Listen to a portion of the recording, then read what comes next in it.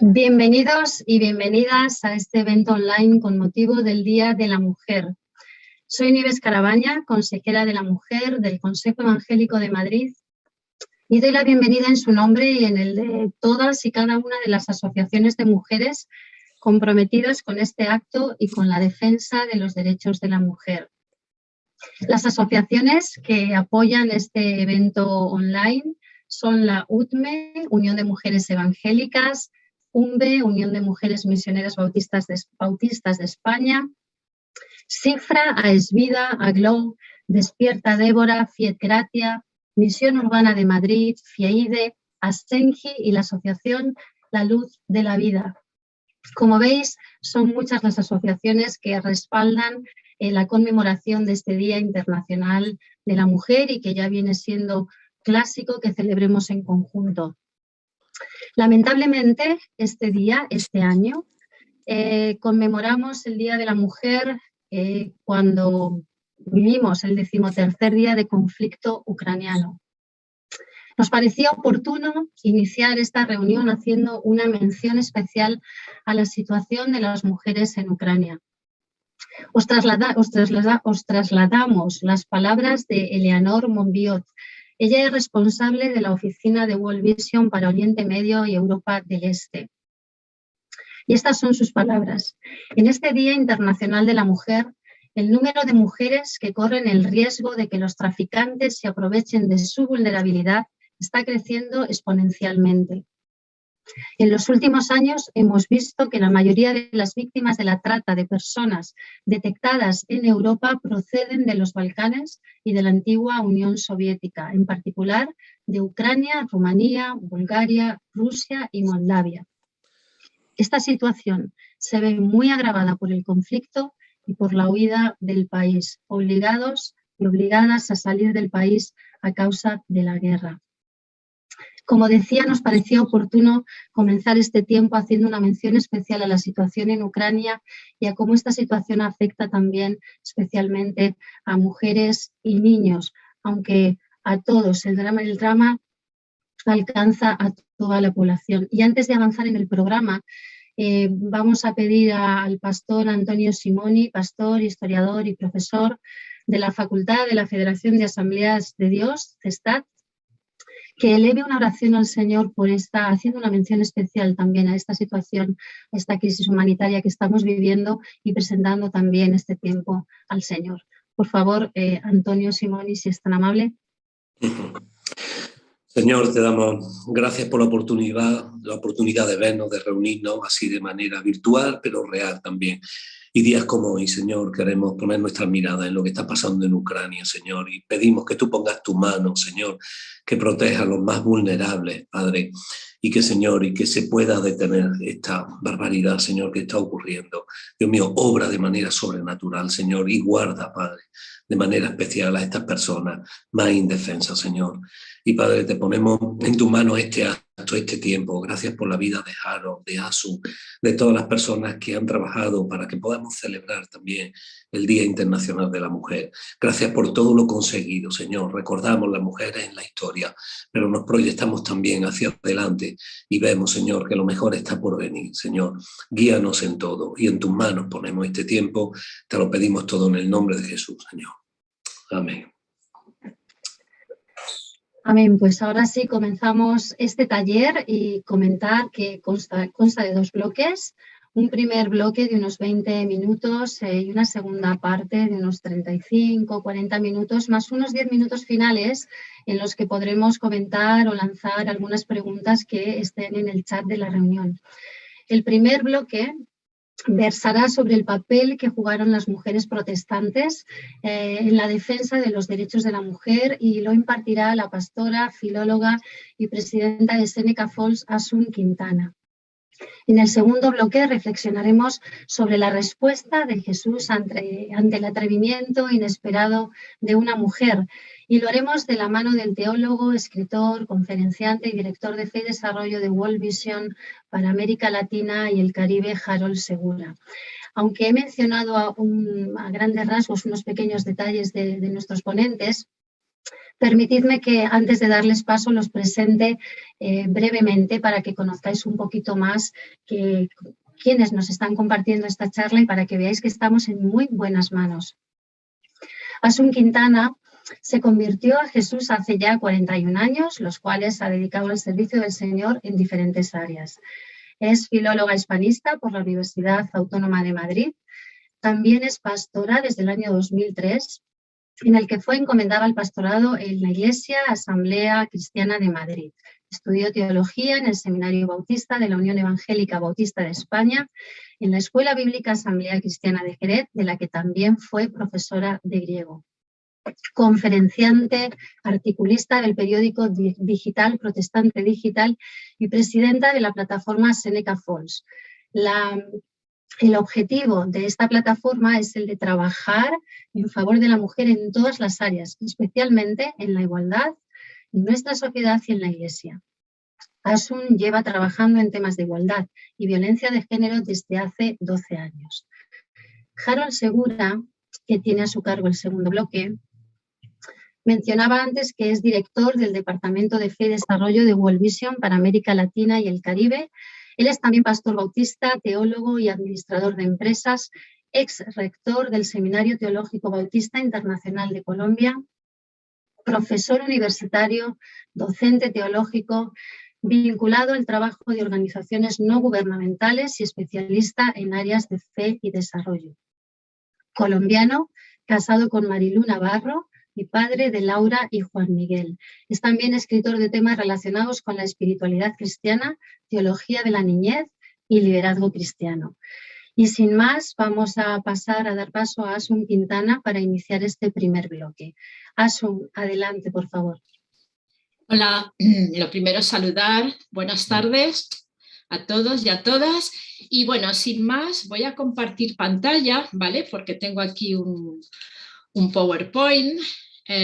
Vamos a ver, aquí estamos. ¿Ya? Bueno, espero que esté bien, que veáis todo bien. Si no, pues alguno que esté me lo dice y no pasa nada. Muy bien, pues la parte que yo quería compartir en un día tan especial como hoy, gracias a Dios, porque es un día especial, tenemos que decirlo, y yo quiero hablaros del origen, las raíces protestantes de este Día de la Mujer, que esto, bueno, ya en algunos libros de historia empieza a aparecer, pero realmente se conoce poco, ¿no? Entonces creo que vamos a ir llegando, quitando capas y llegando al fondo, ¿vale? Bueno, sabéis que en 1975 la ONU celebró por primera vez el Año Internacional de la Mujer y 2 años más tarde, en el 77, pues ya la Asamblea General de la ONU invitó a todos los estados a que proclamasen un día al año como Día de las Naciones Unidas para los Derechos de la Mujer y la Paz Internacional. Uy, perdón. No sé, y la paz internacional. Me llama la atención algo en este título de este día y es, fijaros, dice Día de las Naciones Unidas para los Derechos de la Mujer y la Paz Internacional. Y me llama la atención, ¿no? Yo creo que celebramos lo recorrido hasta ahora. Por las mujeres hay un largo camino recorrido, yo voy a hablar de parte solo de ese camino, y también lo que nos queda por recorrer cuando se celebra un día internacional, o sea, es celebración, pero también es tomar conciencia y sensibilizarnos de lo que nos queda por conseguir, por recorrer. Y si no hay igualdad y si no hay justicia, no hay paz. Hay conflictos y hay guerra. Y la igualdad de la mujer, la justicia para con la mujer forma parte de la paz. Bueno, antes que nada, os quiero nombrar solamente 2 puntos en Europa importantes, como creo que merece la pena nombrarlos, que es la Revolución Francesa y una mujer que se conoce poco también, que fue de alguna forma en Francia la que reivindicó ya siglo XVIII, ¿no? Los derechos de la mujer, y sabemos el lema de la Revolución Francesa: igualdad jurídica, los derechos civiles, libertad, igualdad, fraternidad. Y se escribió los derechos, el manifiesto fue los derechos del hombre y del ciudadano, pero se referían en exclusiva al varón. Las libertades y los derechos y la igualdad jurídica no afectaban a la mujer. Olympe de Gouges es esta mujer que veis, ella se levantó denunciando que dónde estaban los derechos de las mujeres, ¿no? Ella escribió derechos de la mujer y de la ciudadana. Esta mujer murió guillotinada. Y tenemos que nombrar también, hemos nombrado Francia, Inglaterra. Estamos en el continente europeo y hay otra mujer que simplemente es interesante que nos suene el nombre, es importante, que es Mary Wollstonecraft, y esta mujer escribió La Vindicación de los Derechos de la Mujer, también en 1792, es decir, era una mujer avanzada en aquella época, pero ella no reclamaba tanto los derechos civiles o políticos, sino era más la igualdad de la mujer, incluso en el matrimonio, ¿no? Es decir, una frase de ella: el matrimonio no se considerará jamás sagrado hasta que las mujeres, formándose y educándose junto con los hombres, no estén preparadas para ser sus compañeras en lugar de sus amantes, ¿no? Vemos que entonces hemos nombrado Francia, Inglaterra, en Europa, esos dos puntos, vale, pero tenemos que irnos a la costa oeste de Estados Unidos, para buscar realmente los inicios del feminismo, ¿no? Los inicios de las primeras mujeres que se levantaron a luchar, a manifestarse por los derechos de la mujer. Y si seguimos, y ahora vamos a verlo un poco más en profundidad, lo interesante es que al final llegamos a la reforma del siglo XVI. La reforma, los principios de la reforma, al final el evangelio, ya lo veremos, es lo que está ahí de fondo, ¿no? En esos primeros movimientos de mujeres en pro de los derechos. Los movimientos de la reforma de Europa del siglo XVI, los movimientos más radicales, huyen y llegan hasta las costas oestes de toda América, ¿no? 1620. Y aquí se establecen, arraigan con unos fuertes principios bíblicos y se extienden, bueno, que se extendieron al final por todo Estados Unidos, ¿no?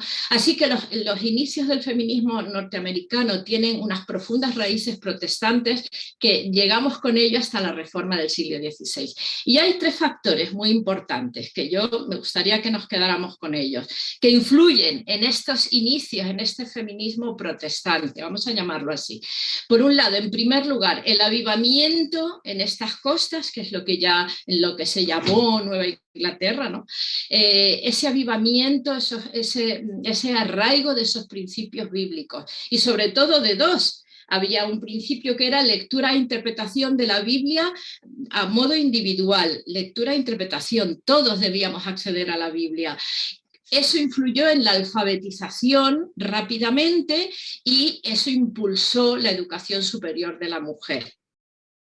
¿Por qué? Bueno, pues porque las mujeres empezaron a darse cuenta, aprendieron a leer, se formaron y se empezaron a crear lo que se llamaron los colleges, que eran realmente universidades para mujeres.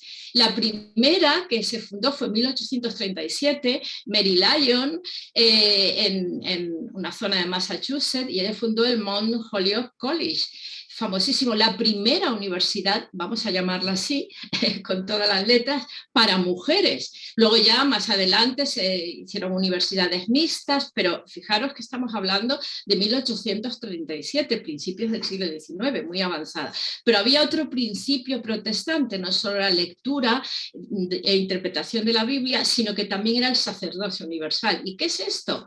Por si hay alguien que a lo mejor no conoce tanto los términos evangélicos, ¿no? Pues que hombres y mujeres, todos, podemos llevar la misión adelante, la misión del Evangelio. Y esto pues impulsó grandemente a los movimientos de mujeres. En segundo lugar, los principios democráticos, que en realidad emanaban de la propia Biblia. Los principios democráticos emanan de la Biblia, ¿no? Y ahí tenemos la Constitución americana, que también por toda esa época se terminó consolidando, donde decía todos los hombres hemos sido creados iguales delante de Dios, ¿no? Así es que incluye hombres y mujeres, y eso era sagrado. Y en tercer lugar, pues la importantísima, es decir, todas estas mujeres conscientes de que ellas también tenían que llevar la misión adelante, se involucraron en movimientos abolicionistas, fueron las más implicadas y comprometidas con los movimientos abolicionistas, los movimientos de liberación de la esclavitud y comprometidas también en que había que hacer una reforma moral a la sociedad. Se necesitaba una regeneración moral para que realmente hubiera un cambio, ¿no? Y así tenemos una Lydia Finney, que apenas nadie la conoce, la esposa de Charles Finney, si se conoce a él, pastor, pero ella tuvo un trabajo hermosísimo con mujeres que sacaba de la prostitución y empezaba recogiendo en su casa, las transformó y fue una obra tremenda. O Dorothea Dix, que se metió en las cárceles de mujeres ayudando a las reformas. Bueno, pues claro, estas mujeres, ahora hablaremos un poquito más del movimiento abolicionista, claro, fueron hacia adelante y, a diferencia de Europa, que hemos dejado a Europa ahí un poco de lado, ¿no? Con todos sus problemas que tenía en ese momento, pero a diferencia de Europa, desde mediados del siglo XIX nos encontramos en toda esta zona de Estados Unidos una capa muy amplia de mujeres preparadísimas que se convierten en el núcleo impulsor del primer feminismo norteamericano. Las mujeres allí ya eran médicas, maestras y ministras de culto. España queda muy atrás en todo esto, ya lo veremos un poquito más adelante. Y me paro un minutito a hablar de estos movimientos abolicionistas, donde las mujeres estaban sumamente implicadas. En 1837, como no las dejaban participar en los movimientos abolicionistas de hombres, y ella no, en 1840, 3 años más tarde, pues en Londres, vamos un poquito a Europa, y ahí se celebró el Congreso Antiesclavista Mundial en 1840. ¿Qué ocurre? Que claro, estas mujeres protestantes, profundamente abolicionistas, viajaron al Congreso Internacional, a Londres, con sus esposos, algunas de ellas. ¿Y qué ocurre? Pues que cuando llegaron allí no las dejaron participar en el Congreso porque eran mujeres, con lo cual tuvieron que escuchar las exposiciones detrás de las cortinas. Sus maridos también protestaron con ellas y se quedaron con ellas a escuchar así el Congreso. Claro, ¿qué ocurre? Pues que cuando vuelven a Nueva York, vuelven a su país, dicen, es decir, que estamos luchando contra la esclavitud, nos estamos implicando en todos los movimientos de liberación y nuestros derechos como mujeres, ¿dónde están? La Biblia dice que todo hombre y mujer, que somos iguales delante de Dios. Y partiendo realmente del capítulo 1 y 2 de Génesis, ¿no? Ellas elaboraron, es decir, lo que se llama la Declaración de Seneca Falls. Y esto sí que es importantísimo y que se conoce poco. Seneca Falls es una villa cerca de Nueva York y ellas van allí, se reúnen por primera vez, esto es histórico y trascendente y es un punto de inflexión. Por primera vez un grupo de mujeres, se dice que eran 68 mujeres, aunque según he investigado el número varía, ¿vale? Así que, y unos 30 hombres aproximadamente, se reúnen convocados en una capilla metodista en la villa de Seneca Falls, 1848. A la cabeza hay que nombrar a Elizabeth Cady Stanton, hay otras también, a Lucrecia Mott. Lucrecia Mott era una pastora, ministra de culto, como decían, predicadora tremenda, con una fuerza tremenda, era cuáquera, y ellas llevaron adelante esta reunión colectiva y este manifiesto colectivo que se llamó la Declaración de Sentimientos de Seneca Falls, donde basadas en la Biblia pusieron 12 declaraciones denunciando la situación de la mujer y abogando porque fueran reconocidos sus derechos igual que el hombre, ¿no? Es decir, que es el primer manifiesto colectivo feminista. Surge y se firma en una capilla protestante liderado por mujeres protestantes profundamente creyentes. Y a partir de aquí surgen movimientos como el sufragismo. Aquí estas mujeres también luchan por el derecho a voto de la mujer, importantísimo, que algunas de ellas no pudieron ver esta legalización, fueron unas luchas tremendas, tuvieron que pasar unos cuantos años para que esto se consiguiera, pero también empezó a haber movimientos obreros socialistas. Todo esto fue un caldo de cultivo donde las mujeres estaban a la cabeza. Bueno, más adelante también, fruto de todo esto, vamos a nombrar a Harriet Becker, la autora de La cabaña del tío Tom, que fue una revolución también, ¿no? Y la frase famosa, la anécdota, bueno, estamos en 1862, Seneca Falls fue en el 48, han pasado unos cuantos años, pero sí es una anécdota interesante, ¿no? Cuando dicen que se entrevistó con Abraham Lincoln y que él le dijo, era muy bajita, que apenas medía unos 50 y que dice, es algo anecdótico, dice, así que usted es la Little Woman, la pequeña mujer que escribió este libro que inició esta gran guerra, ¿no?, por la abolición de la esclavitud. Bueno, la declaración de Seneca Falls es tremenda, yo os recomiendo, no me puedo entretener mucho para no comerme el tiempo, pero que busquéis y que la leáis, porque es interesantísimo todo lo que, las 12 declaraciones y las denuncias que hacen, ¿no? Así que sigo adelante, y en todo este contexto, ¿qué está ocurriendo? Bueno, pues que en 1908 han pasado unos cuantos años, pero todo este caldo de cultivo se sigue arrastrando. En 1908 se celebra el primer día, eran como unas Women's Day, Día de la Mujer, Jornadas para la Mujer, en Chicago, en el Teatro Harrick. Y luego en 1909 ya de allí se extiende y se declara un Día Nacional en Estados Unidos, Día Nacional de la Mujer en Estados Unidos, ¿vale? En este contexto también, ¿qué ocurre? Que están empezando los primeros movimientos obreros de mujeres. ¿Qué ocurre? Que las mujeres están trabajando, muchas emigrantes de Europa, sí que es verdad, pero están trabajando no solo piden ya, está el derecho a voto, el sufragio, pero están pidiendo mejoras en las condiciones de trabajo. Y esto, mirad, he puesto más imágenes porque veis ahí mujeres hacinadas en condiciones laborales de esclavitud, con sus niños, porque tenían que llevar a los niños sentaditos en sus sillas, y ellas hacinadas sin ningún tipo, fijar cómo estaban, sin ningún tipo de condiciones, no tenían luz ni ventilación, respiraban fibra textil, muchas acababan enfermas, no llegaban a veces ni a los 40 años. Además, en estas fábricas había desde niñas de 13 y 14 años, dice que, y las mujeres mayores que había eran de 40 y poco, ¿no? Trabajaban de 12 a 14 horas al día, el domingo tampoco era día de descanso, daban a luz y al día siguiente tenían que presentarse en el lugar de trabajo con su bebé, les daba igual, ¿no? Es decir, que eran unas condiciones tremendas.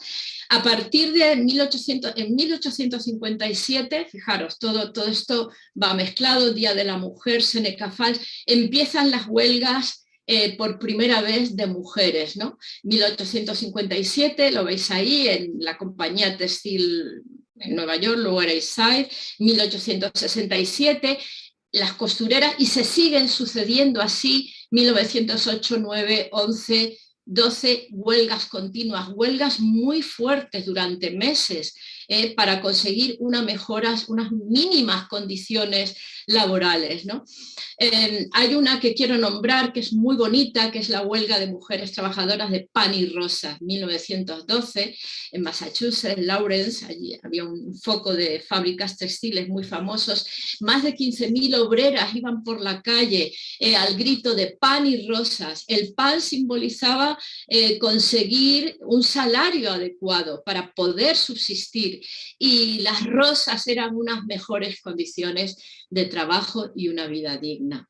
Bueno, mientras en Europa, pues todas estas huelgas por mujeres protestantes, y en Europa tenemos la Segunda Internacional de Mujeres Socialistas, 1910, Clara Zetkin propone que se celebre el Día Internacional de la Mujer Trabajadora, Más de 100 mujeres procedentes de 17 países la apoyan. 1910, Europa, ¿vale? 1911, pues ya se extiende por más países de Europa, el Día de la Mujer, se unen muchísimos, veis ahí, muchos países de Europa, y pidiendo pues estas condiciones dignas, derecho a voto, en fin. Y en 1911, aquí es cuando se sitúa o se habla, muchos lo sitúan en 1908, pero no es así. En todo este caldo de cultivo, en medio de toda esta situación de la mujer, ocurre el incendio en 1911, solo unas semanas después de que se había declarado, se había celebrado el Día de la Mujer, ¿no? el 19 de marzo en Europa. Pues en 1911, en una fábrica de camisas en Nueva York, ocurre el fatídico incendio en el que mueren unas 146 mujeres, 71 heridas, niñas, niños, porque estaban allí. Dicen que no se sabe exactamente porque tenían la costumbre los empresarios de cerrar las puertas, tabicarlas para que no salieran, no podían ni salir al baño prácticamente. Y no se sabe si cerraron cuando se incendió o si ya estaba cerrado. El caso es que fue una tragedia tremenda. Y esto hizo que cambiaran las leyes del trabajador en Estados Unidos, ¿no? El caso es que dicen también que salía humo morado por las fibras textiles, de ahí que el color morado sea el color del Día de la Mujer, de las mujeres, ¿no? Así que esto hay que nombrarlo porque fue una tragedia, y aquí sí que hubo un antes y un después en el feminismo de Estados Unidos, porque ya, como digo, esto hizo un cambio tremendo en las leyes, aunque las mujeres siguieron luchando, porque esto no fue radical, fue un proceso. Y bueno, voy terminando y solo creo que tengo que nombrar a Alice Gordon Gulick. Ella fue protestante fruto del movimiento de Seneca Falls. Ella estudió en el Mount Holyoke, en un college, en el de Mary Lyon, la fundadora, la primera universidad en Massachusetts. Ella estudió allí, se formó, y esta gran mujer con una convicción profundísima de que la mujer tenía que formarse, tenía que estudiar para conseguir una vida digna por ella misma, sin depender del padre, del hermano o del marido, ¿no? Llega a España en 1872, se establece en Santander con su esposo, y ellos abren su casa y allí empiezan a recibir alumnas y a preparar a las mujeres para que estudiasen. En 1877 tenían ya más de 40 mujeres, luego pasan a San Sebastián, y de ahí al final, en 1903, lo que hoy es el Instituto Internacional, así lo llamó ella también, Instituto Internacional, que sigue estando en Madrid, se puede visitar en la calle Miguel Ángel. Pero ella no vio la inauguración en Madrid, ella no lo pudo ver porque murió precisamente en Londres en 1903. Fue una mujer luchadora, fueron unos obstáculos tremendos los que tuvo. Imaginaros, una mujer en España en aquel tiempo, donde la mujer solo se formaba para casarse, estudiaba un poquito de catecismo, el rosario, y aprendía a bordar. Eso era todo. Y llegó esta mujer que apenas se conoce, Alice Gordon Gulick, una revolucionaria con una carga tremenda por las mujeres, porque aparte de esta formación educacional, era un alma generosa que ayudaba a enfermos, en fin, hacía todo tipo de trabajo. Se buscó la vida, luchó mucho para conseguir subvenciones y poder sacar adelante el internado, el Instituto Internacional, que luego se llamó Residencia de Señoritas, cuando más adelante lo cogió María de Maeztu, ¿no? Y lo que sí que quiero decir es que ella formó a las 3 primeras licenciadas por libre universitarias. Las 3 primeras las formó una mujer protestante, que eran Esther Alonso, Juliana Campos y Marina Rodríguez, las 2 primeras de Filosofía y Letras, y Marina Rodríguez de Farmacia, 1897. Esto es tremendo. Y la calificación que obtuvieron en un tribunal, además había catedráticos impresionantes, fue de sobresaliente, por libres, esto formadas por mujeres además. Tremendo. Así que esto tenemos que tenerlo en cuenta. Estas son nuestras raíces. Para terminar, no puedo dejar de decir que Jesús es el primero que celebraba el Día de la Mujer. Damos gracias a Dios por esta conmemoración como cristianas, como mujeres creyentes. Detrás de los movimientos más liberadores, en sus raíces está siempre el Evangelio, está Jesús, porque el Evangelio es siempre liberador, el Evangelio libera y dignifica.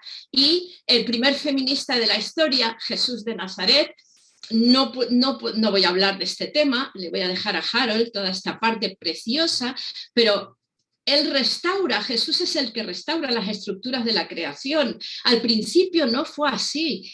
Al principio el hombre y la mujer en igualdad, ese fue la imagen de Dios en igualdad, ¿no?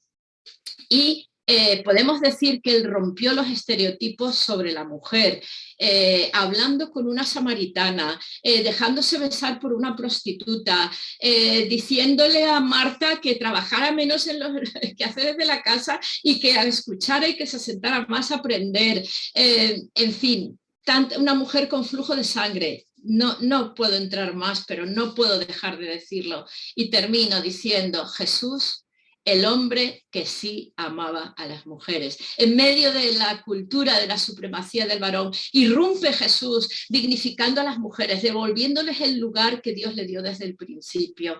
Y termino, cómo no, con el versículo de Pablo, ¿no? En Gálatas: no hay judío ni griego, no hay esclavo ni libre, no hay hombre ni mujer, porque todos somos uno en Cristo. Y con esta declaración Pablo rompía todas las barreras de clases, razas, religiones, y restauraba también el modelo creacional en igualdad.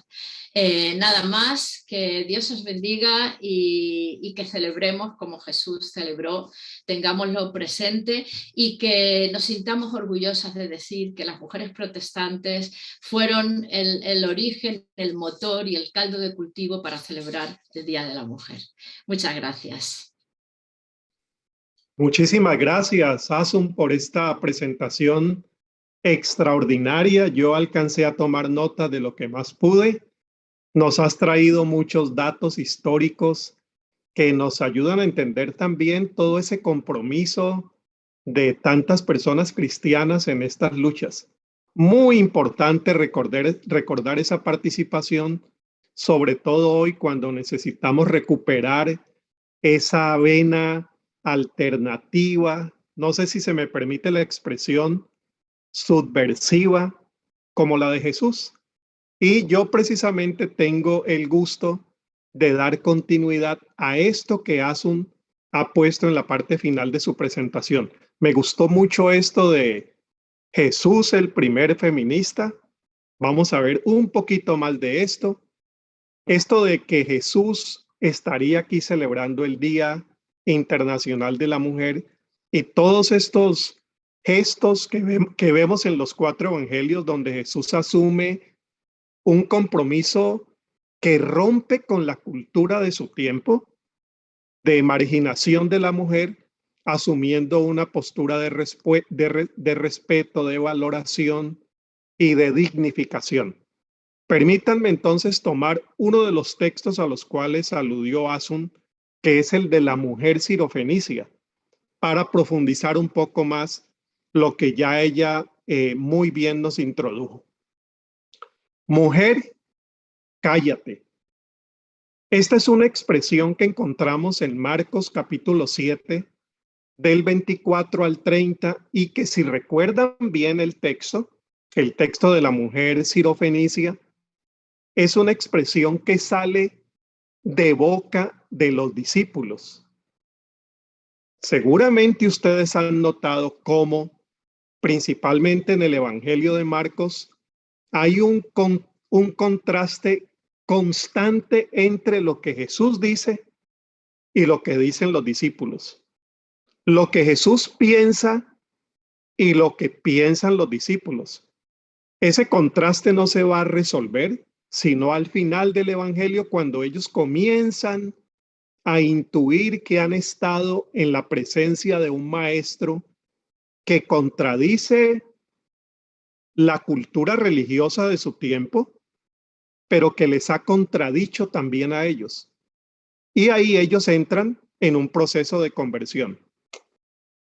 Al final de los 3 años con Jesús. Pero por ahora estamos en esa confrontación, en esa tensión donde Jesús va por aquí y los discípulos quieren ir por acá. Ellos son los que le dicen a la mujer sirofenicia cuando ella irrumpe con ese clamor pidiendo auxilio de parte de Jesús. Ellos son los que dicen, mujer, cállate. Que me parece a mí que el evangelista está recordándonos cómo la tradición religiosa no siempre ha estado de acuerdo con la tradición de Jesús. Incluso la tradición cristiana. Es una tradición cristiana que en muchos casos termina siendo una traición cristiana a los postulados de Jesús, como vamos a ver en este pasaje. Y esto no solamente para la fe cristiana, en general, para todas las religiones, ha habido siempre ese conflicto de no tratar de ver a la mujer con la dignidad y el respeto que los grandes maestros de la religión han promovido. Cora Ferro y Ana María Quirós escribieron ya hace algún tiempo un texto extraordinario sobre el tema de derechos de igualdad de la mujer, y ellas allí decían, también la religión a través del tiempo se ha ido mezclando con una serie de mitos y estereotipos de tal modo que se nos inculcan ideas religiosas que nos desvalorizan, haciéndonos creer que es Dios mismo quien nos ha creado inferiores. Allí donde haya una comunidad, allí donde haya una iglesia, allí donde haya una sociedad, un movimiento social interesado en la transformación de su sociedad, debe tomar muy en cuenta el lugar que ocupa la religión y ocupa la cultura religiosa en los procesos de transformación cultural y social. Porque esa cultura religiosa es muchas veces generadora de contradicción, negadora de derechos, como lo están diciendo Cora Ferro y Ana María. Allí donde se quiera transformación hay que tomar el campo religioso en serio, porque es un campo que genera la negación de los derechos, como lo vemos no solamente en el caso de mujeres, sino también de otros grupos. Ellas más adelante dicen en el mismo texto, utilizando un texto del siglo XVII, miren este texto, toda maldad es poca comparada con la de la mujer. Debe decirse que hubo un defecto cuando se hizo la primera mujer, ya que se le hizo de una costilla doblada, o sea, la del pecho, que está hecha al contrario de la del hombre, y desde entonces ella, por ese defecto, da hasta vergüenza repetir esto, es un animal imperfecto. Pero esto viene de las grandes teologías de siglos pasados. Mientras están pasando estas revoluciones radicales de los protestantismos que tienen que huir de Europa Central hacia América, en ese momento la teología clásica, la teología oficial, sigue afirmando textos como este. Pepa Torres, teóloga española, a quien admiro y sigo en sus textos y publicaciones, dice lo siguiente: no hace falta un análisis muy profundo para evidenciar la marginación de las mujeres en cuanto a los roles dentro de la iglesia. Y ella lo está hablando como teóloga católica. Tratando de llegar a las raíces de tal exclusión, observamos que ha habido una discriminación sistemática de las imágenes de Dios como madre y se han potenciado las que identifican a Dios y todo lo divino con la masculinidad y la virilidad. Alguien más dentro del campo de la teología ha dicho que cuando Dios es exclusivamente hombre, los hombres muchas veces terminamos siendo dioses o tratando de jugar a ser dioses. Lo mismo ha pasado, dice Pepa, con el lenguaje. Lo mismo ha pasado con la hermenéutica, la interpretación de la Biblia, que ha sido deliberadamente androcéntricos y patriarcales, tachando de herejes y hasta quemando en la hoguera a toda persona que discrepa. La actitud de Jesús no fue así. Lo dijo Asun, lo dice Pepa y lo voy a desarrollar en los minutos que me quedan. La actitud de Jesús no fue así y en nombre de Jesús no se puede discriminar a las mujeres. En un breve repaso por la historia del cristianismo descubrimos que esta enseñanza tan clara de Jesús fue poco a poco dejada de lado y arrollada por el patriarcado imperante en la cultura greco-romana y después asumida por el cristianismo a partir de los siglos siguientes. Por último, analizamos los esfuerzos de Francisco, hablando del Papa católico, para cambiar esto. Hay buenas intenciones, pero falta una base teórica clara que entierre el esencialismo en pro del concepto de género. Y entre el campo católico se están dando las luchas también por tratar de ver qué es lo que el Papa dice cuando habla de igualdad, porque en el discurso se habla de igualdad, pero en las medidas políticas no hay mucho avance. Un Papa que en este momento hay que celebrar cuando habla de sinodalidad de la Iglesia, pero las mujeres dicen no es suficiente la sinodalidad si no hay democracia. Bueno, muy bien. Esto para presentarles entonces el contraste, como ya nos lo anunció Asun. Asun, mira que coincidimos incluso en la imagen. Tú utilizaste esta imagen que yo quiero utilizar también ahora. Y leer el texto entonces de Marcos. Con todo esto que hemos dicho, este texto no necesitaría más comentario. De allí Jesús se fue a la región de Tiro y de Sidón. Jesús ahora se va a la frontera norte. Jesús se expone yéndose al margen. Siempre que salimos al margen, nos exponemos. Y Jesús corre el riesgo. Llegó a una casa y trató de que nadie lo supiera, pero no pudo esconderse. Porque tan pronto como una mujer cuya hija tenía un espíritu impuro supo que él había llegado, fue a su encuentro y se arrojó a sus pies. Esa mujer era griega, de nacionalidad sirofenicia, y le rogaba que expulsara de su hija al demonio. Pero Jesús le dijo, primero deja que los hijos queden satisfechos, porque no está bien quitarles a los hijos su pan y echárselo a los perrillos. Desconcierta esa respuesta de Jesús. Pero admira la contrarrespuesta de la mujer. La mujer le respondió, es verdad, Señor. Qué paciencia con Jesús. Pero hasta los perrillos comen debajo de la mesa las migajas que caen, que dejan caer los hijos. Entonces Jesús, yo agrego algo aquí que es cosecha mía. Entonces Jesús se rasca la cabeza, piensa y le dijo, por esto que has dicho puedes irte tranquila. El demonio ya ha salido de tu hija. Cuando la mujer llegó a su casa encontró a su hija acostada en la cama y el demonio ya había salido de ella. Este relato aparece también en el Evangelio de Mateo. Marcos en el capítulo 15, como lo acabamos de leer, y en Mateo capítulo 7, donde encontramos también la actitud de los discípulos. Jesús se acerca a territorio gentil. Ya dijimos, este es territorio fronterizo.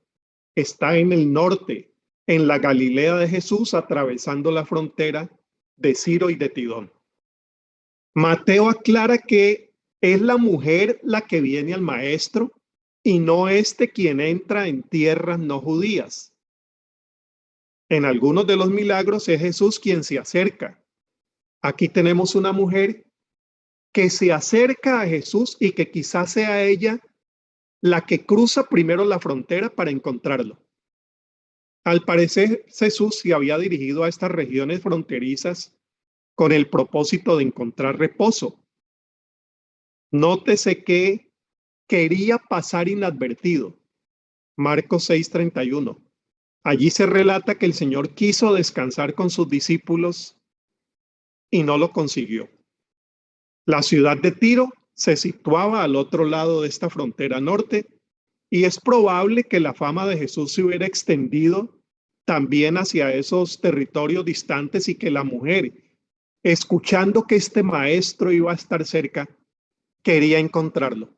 Quizá él tenía la solución. Todo está en contra de ella.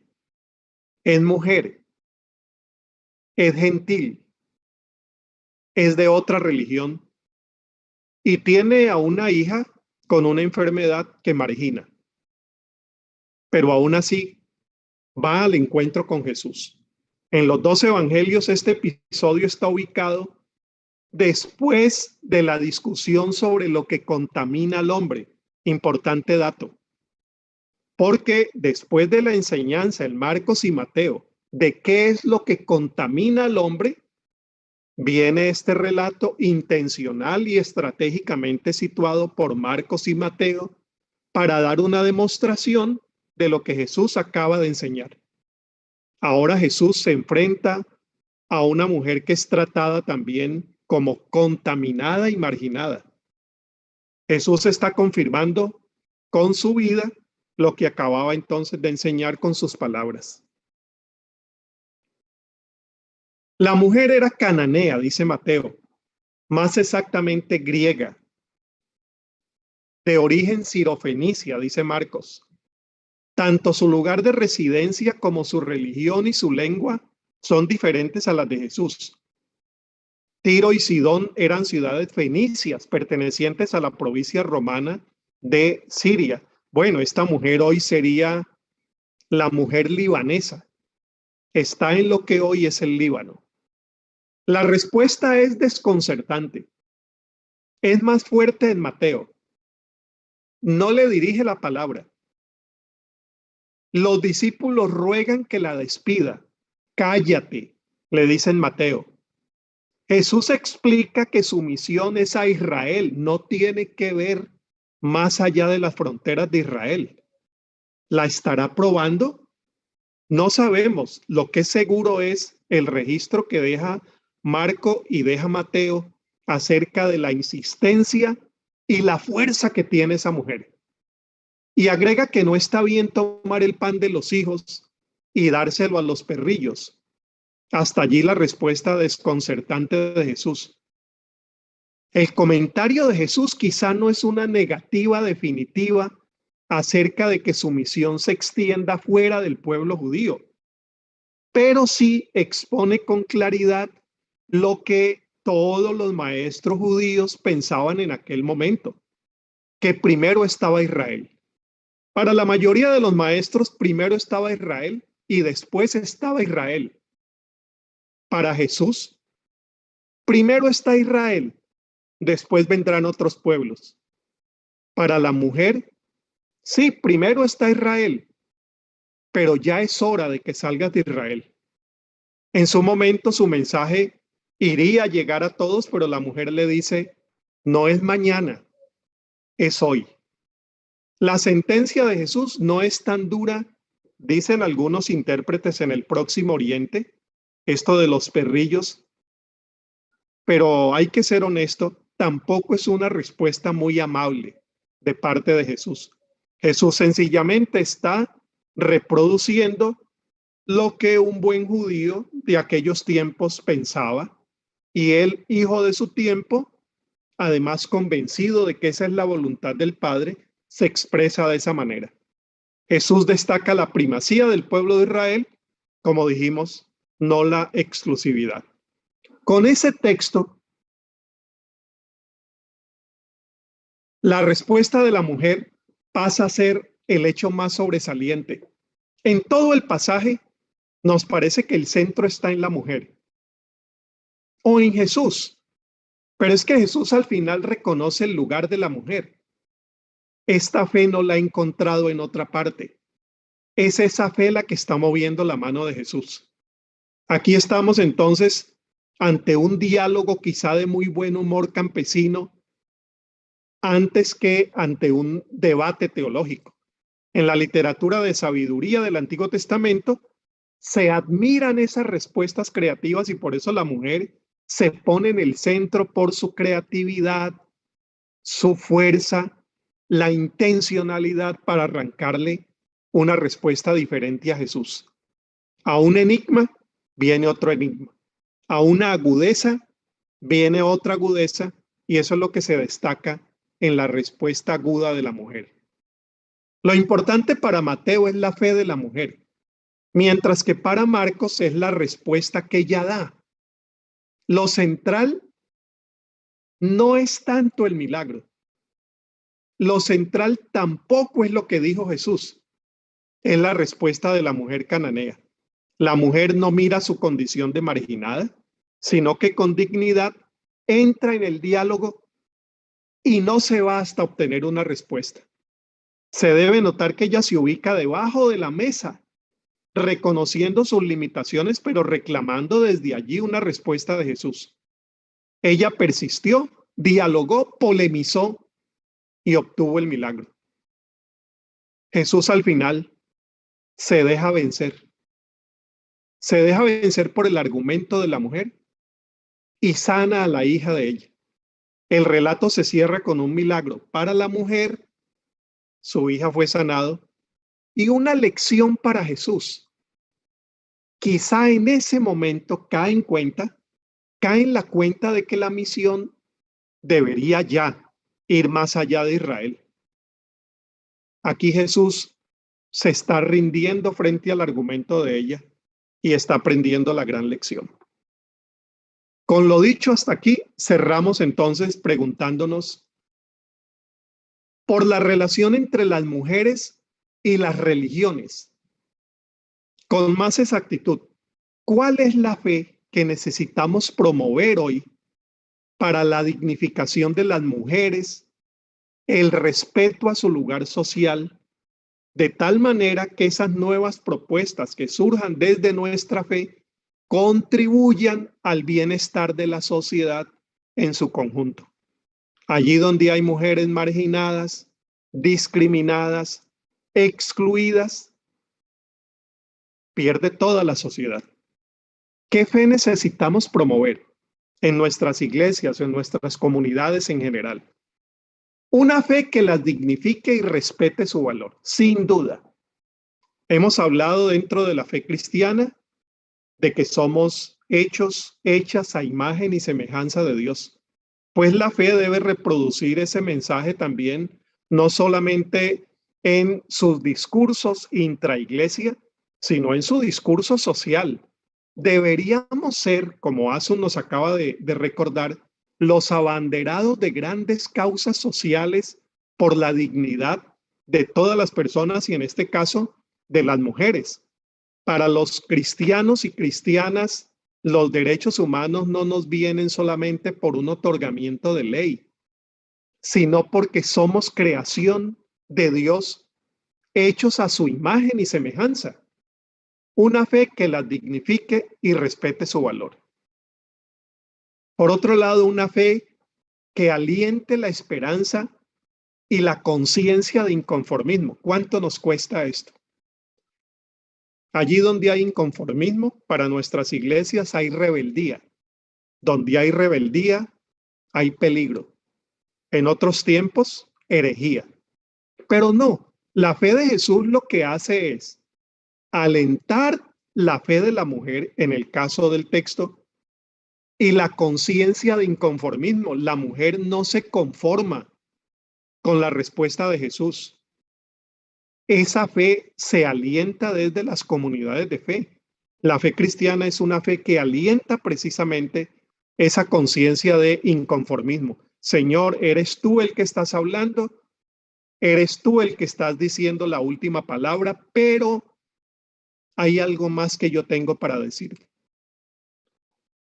Y una fe que se abra a la novedad, que se abra a la novedad del atrevimiento de quien con inconformidad está reclamando, en este caso las mujeres, y crezca con ellas.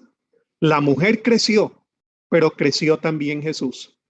Que devolvamos la voz a quien la tiene, que escuchemos sus reclamos, escuchemos sus demandas, escuchemos su reclamo de dignidad, nos hará un gran favor a todos, porque somos nosotros los varones quienes más necesitamos también escuchar esa voz, crecer y como en el caso de Jesús decir, aquí hay algo que no había escuchado y que yo también estaba necesitando.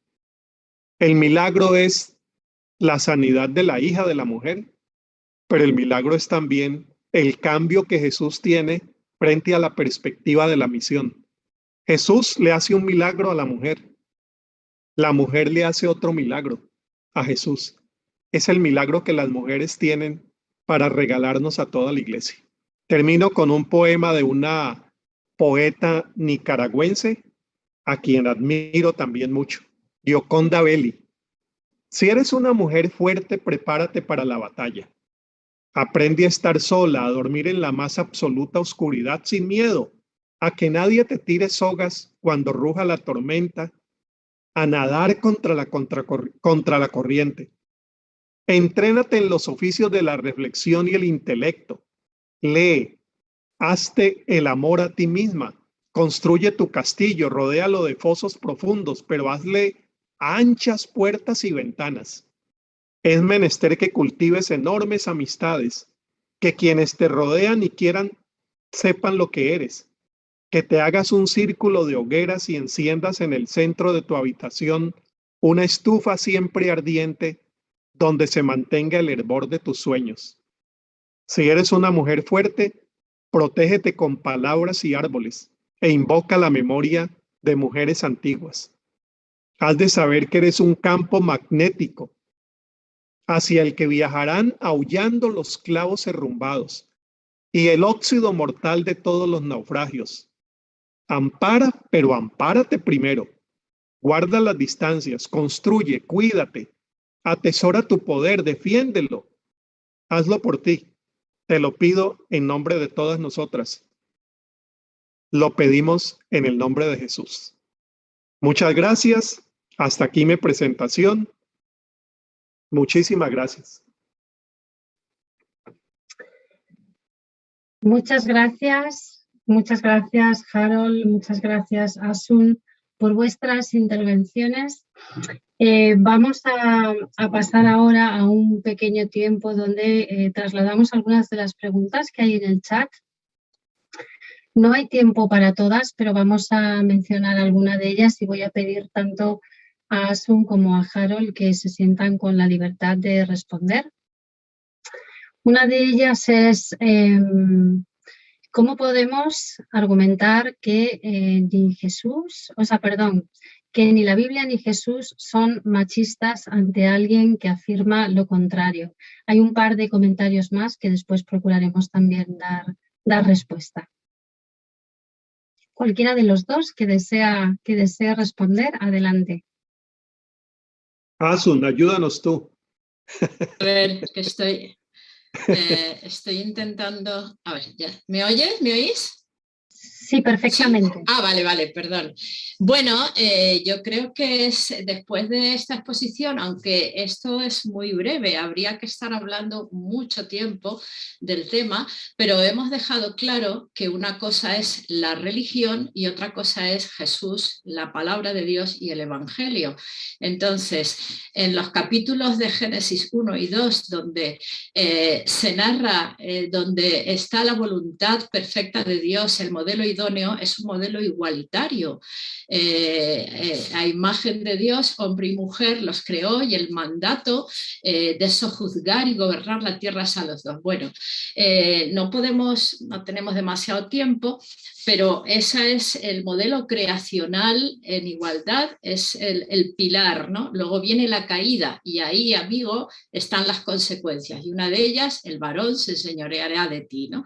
Consecuencia, un modelo que no es el el correcto, que no es el que Dios quería. Eso es un argumento muy válido. Y en Jesús, más que palabras, simplemente, como yo digo, fue el primer feminista de la historia porque realmente lo demostró. No dio ningún sermón feminista, no hizo ningún mitin feminista, pero con su conducta revolucionó, trastocó el rol de la mujer. Demostró con la relación que tuvo con las mujeres, la dignidad que le dio, el respeto que le dio, el cariño que les dio, demostró que realmente él no tenía nada que ver con el machismo de la religión, ¿vale? Que él venía a restaurar el modelo de Génesis 1 y 2, el modelo creacional, la igualdad. Y entonces tendríamos que ir recorriendo pues el diálogo con la samaritana, la palabra tan tremenda que has puesto, Harold, con la mujer sirofenicia, con la prostituta, con la mujer adúltera, tremendo episodio donde se levanta como hombre y delante de toda aquella generación de varones fariseos que acusaban a la mujer, violencia machista, violencia emocional, en fin, y ahí se levanta Jesús. Entonces, yo creo que con esto tienes de sobra para poder argumentar que realmente Jesús y la Biblia no son machistas. Gracias, Asun. En esa misma línea hay un comentario que menciona, bueno, pues eso, considerando que hace énfasis en este punto, si Jesús fue el primer feminista, valoró a la mujer samaritana, a su madre, María Magdalena, y si recordamos que su ministerio fue sostenido por mujeres, entonces ¿por qué la Iglesia no sigue su ejemplo ahora? Yo creo que Asun has dado ya parte al menos de la respuesta. ¿Tenemos algún otro comentario? Por ejemplo, alguien dice, Lidia en este caso, no me ha quedado muy claro lo del color morado, porque se convirtió en tradición. Asun, ¿puedes volver a comentarlo tú? Yo sí. creo que...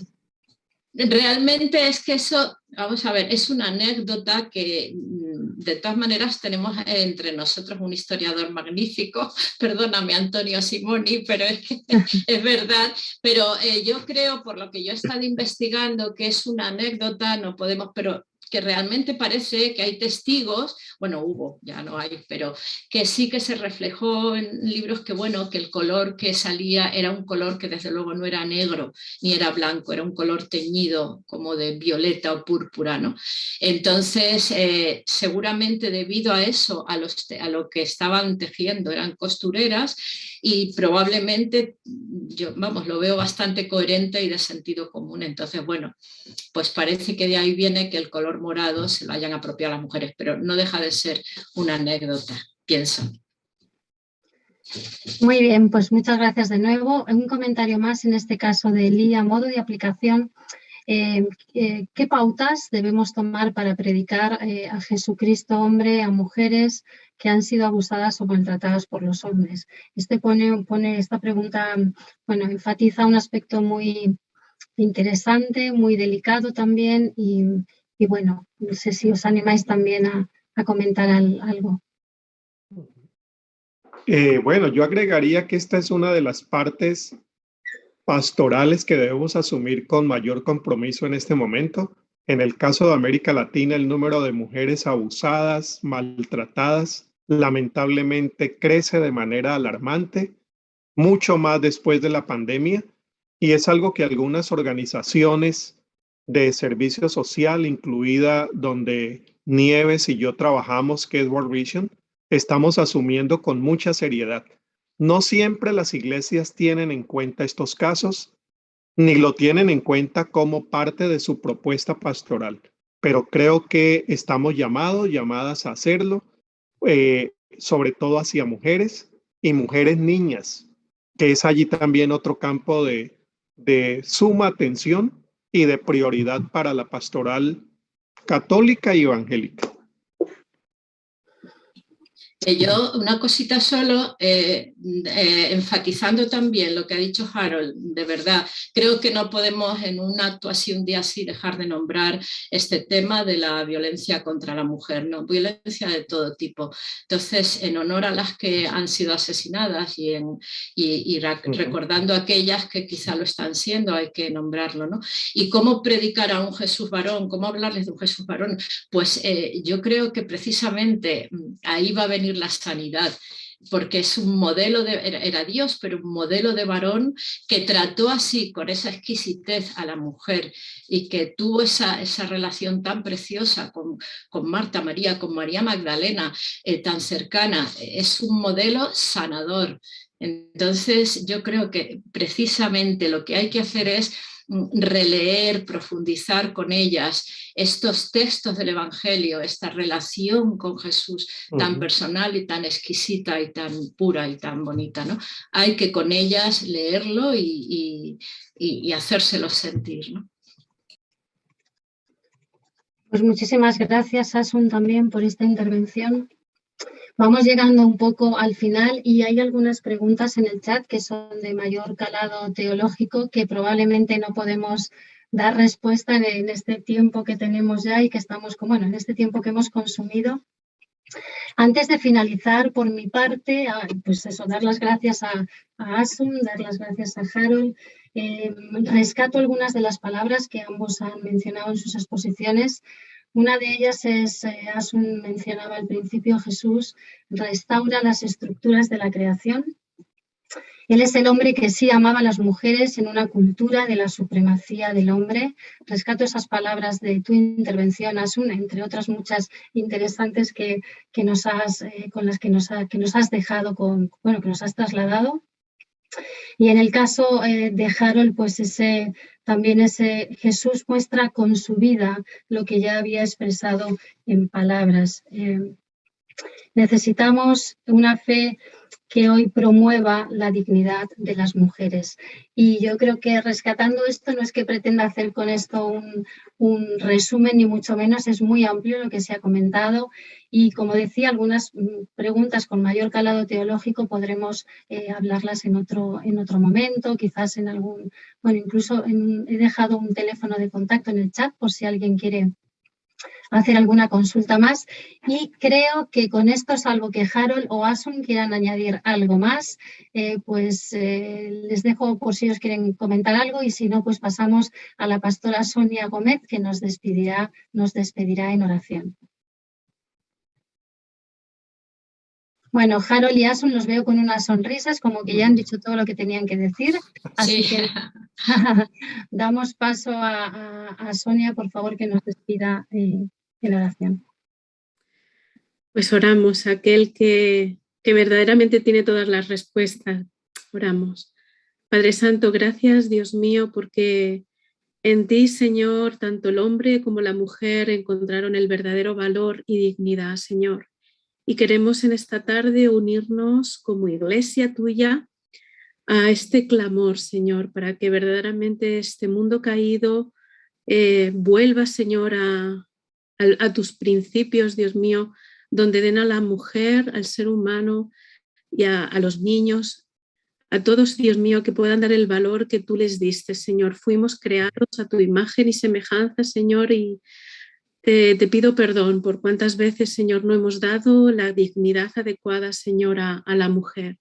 Te ruego, Cristo, que nosotros como iglesia tuya entendamos que para ti no hay ni esclavo, ni libre, ni hombre, ni mujer, ni griego, ni judío, sino que en ti somos uno en ti, Señor. Por eso en esta tarde, gracias por todo lo que se ha escuchado y dicho aquí, para que nosotros como iglesia, Señor, podamos levantar la voz de aquellos que no tienen voz, Señor. En especial, rogamos, Dios mío, por tantas mujeres y por tantos niñas que están sufriendo abuso, Dios mío. Nos levantamos como iglesia, Cristo, para que seas tú, Señor, cambiando esta realidad, Señor, y sobre todo trayendo la dignidad que tú diste, Señor. Ahora, mi Cristo, gracias por Harold, gracias por Asun, gracias por esta tarde, porque hemos podido comprobar, Señor, de que para ti, Señor, tanto hombre como mujer, diste la dignidad adecuada, Señor. Permite que como iglesia sigamos levantando esta voz, Señor, y sobre todo, Dios mío, ensanchando tu iglesia y tu reino aquí en la tierra, Señor. Llévate la gloria, Dios mío, por los siglos de los siglos. Amén y amén. Amén. Amén. Amén. Pues muchas gracias a todos Gracias. y hasta el próximo, hasta el próximo evento que seguiremos pues organizando para seguir poniendo voz a las mujeres y para seguir pues defendiendo aquellas causas que consideramos justas y que el Señor nos mueve a luchar por ellas también. Que el Señor os bendiga mucho, un abrazo enorme. Gracias. Encantada de veros a todos. Gracias, Carlos, Nieves. gracias, Asun. Gracias a todas las ahí por esas Muchas gracias. así amables.